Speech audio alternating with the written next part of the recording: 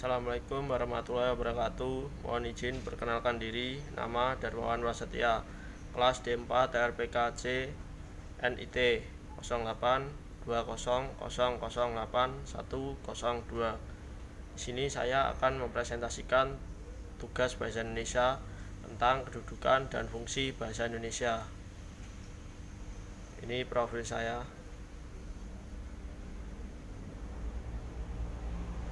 Kedudukan bahasa Indonesia. Bahasa Indonesia berkedudukan sebagai bahasa nasional dan bahasa resmi negara. Dalam kedudukannya sebagai bahasa nasional, bahasa Indonesia berfungsi sebagai sarana pemersatu berbagai suku bangsa dan sebagai sarana komunikasi antar daerah dan antar budaya daerah. Sementara itu, dalam kedudukannya sebagai bahasa resmi negara, bahasa Indonesia berfungsi sebagai bahasa resmi kenegaraan, bahasa pengantar pendidikan, bahasa komunikasi tingkat nasional, bahasa media massa, serta bahasa pengembangan dan pemanfaatan ilmu pengetahuan dan teknologi. Dengan kedudukan seperti itu, bahasa Indonesia memiliki peran yang sangat penting dan strategis dalam memfasilitasi proses kemajuan bangsa Indonesia. Bahasa-bahasa di Indonesia dikelompokkan menjadi 3. Pertama, bahasa nasional dan bahasa negara. Kedua, bahasa daerah. Ketiga, bahasa asing. 1. Bahasa nasional dan bahasa negara. Sebagai bahasa nasional, diperoleh sejak awal kelahirannya, yaitu tanggal 28 Oktober 1928 dalam Sumpah Pemuda. Bahasa Indonesia dalam kedudukannya sebagai bahasa nasional, sekaligus merupakan bahasa persatuan. Sebagai bahasa negara, bahasa Indonesia menjadi bahasa resmi yang digunakan di dalam penyelenggaraan negara. Dalam kedudukan ini, bahasa Indonesia berfungsi sebagai bahasa resmi kenegaraan, bahasa pengantar dunia pendidikan, bahasa penghubung pada tingkat daerah, nasional maupun internasional. Kedua, bahasa daerah. Bahasa daerah adalah bahasa-bahasa suku bangsa di Indonesia. Bahasa ini jumlahnya sangat banyak dan digunakan menyebar di seluruh daerah di Indonesia. Bahasa daerah berfungsi sebagai lambang kebanggaan dan lambang identitas daerah, alat penghubung di dalam keluarga dan masyarakat daerah, dan sarana pendukung budaya daerah dan bahasa Indonesia. Ragam bahasa daerah di Indonesia. Jika dilihat dari jumlah bahasa daerah di Indonesia merupakan kedua terbanyak di dunia setelah Papua Nugini. Berdasarkan hasil penelitian Badan Bahasa Kementerian Pendidikan dan Kebudayaan, jumlah bahasa daerah di Indonesia ada 652 bahasa pada tahun 2018. Oleh karena itu, adanya bahasa Indonesia sebagai bahasa pemersatu, bahasa Indonesia dapat mempersatukan suku bangsa yang berlatar budaya dan bahasa yang berbeda-beda. Ketiga, bahasa asing. Bahasa asing diberi batasan sebagai bahasa-bahasa di Indonesia selain bahasa Indonesia dan bahasa daerah. Bahasa asing punya fungsi sebagai alat penghubung antar bangsa dan sarana pemanfaatan ilmu pengetahuan dan teknologi modern untuk pembangunan nasional. Fungsi bahasa Indonesia. Fungsi bahasa Indonesia adalah sebagai lambang kebangsaan, identitas nasional, alat penghubung antar warga, antar daerah, dan antar budaya, serta alat pemersatu suku, budaya, dan bahasa di Nusantara. Fungsi bahasa Indonesia dibagi menjadi 2. Pertama, secara umum, yang kedua secara khusus atau dalam kedudukannya. Contoh secara umum. 1. Sebagai sarana komunikasi. Yang dimaksud di sini adalah merupakan alat komunikasi paling efektif untuk menyampaikan gagasan, pikiran, maksud, dan tujuan kepada orang lain.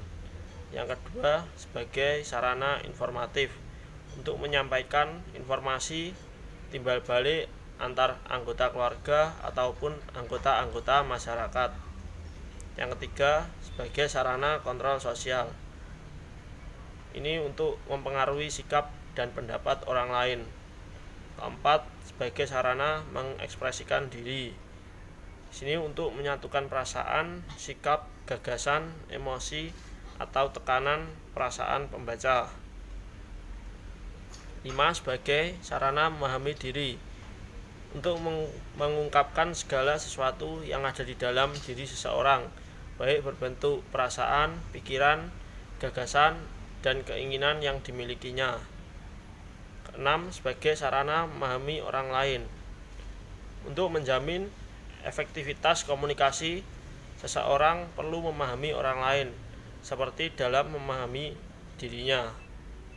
7. Sebagai sarana berpikir logis, memungkinkan seseorang dapat berpikir induktif, deduktif, sebab akibat, atau kronologis sehingga dapat menyusun konsep atau pemikiran secara jelas, utuh, runtut, dan konseptual.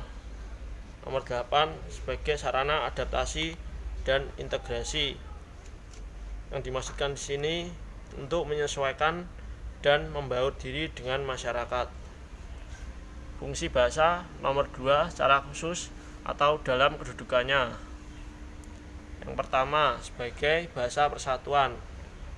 Fungsi bahasa persatuan di sini bahasa sebagai pemersatu suku bangsa, yaitu pemersatu suku, agama, ras, dan antar golongan atau syarak bagi suku bangsa Indonesia dari Sabang sampai Merauke. Fungsi pemersatu ini heterogenitas atau kebinekaan sudah dicanangkan dalam Sumpah Pemuda pada tanggal 28 Oktober 1928. Nomor 2. Sebagai bahasa nasional. Fungsi bahasa sebagai bahasa nasional di sini bahasa sebagai jati diri bangsa Indonesia bila berkomunikasi pada dunia luar, sebagai ciri khas dari bangsa Indonesia. Yang ketiga, sebagai bahasa negara. Bahasa negara yang dimaksud adalah bahasa yang digunakan dalam administrasi negara untuk berbagai aktivitas seperti bahasa sebagai administrasi kenegaraan atau sebuah pengantar resmi belajar di sekolah dan perguruan tinggi. Bahasa sebagai bahasa resmi berkebudayaan dan ilmu teknologi. Nomor 4. Sebagai bahasa baku atau bahasa standar, merupakan bahasa yang digunakan dalam pertemuan sangat resmi seperti penanda acuan ilmiah dan penulisan tulisan ilmiah, penambah kewibawaan sebagai pejabat dan intelektual. Keempat fungsi tersebut merupakan kekuatan bangsa Indonesia dan merupakan jati diri bangsa Indonesia. Dengan keempat posisi itu, bahasa Indonesia sangat dikenal di mata dunia, khususnya tingkat regional ASEAN. Dengan mengedepankan posisi dan fungsi bahasa Indonesia, memperkuat bahasa Indonesia dikembangkan ke berbagai ilmu, teknologi, bidang, dan budaya sekarang dan nanti. Sekian presentasi dari saya. Jika ada pertanyaan atau isi materi yang kurang jelas bisa ditanyakan melalui kolom komentar. Kurang lebihnya mohon maaf. Wassalamualaikum warahmatullahi wabarakatuh.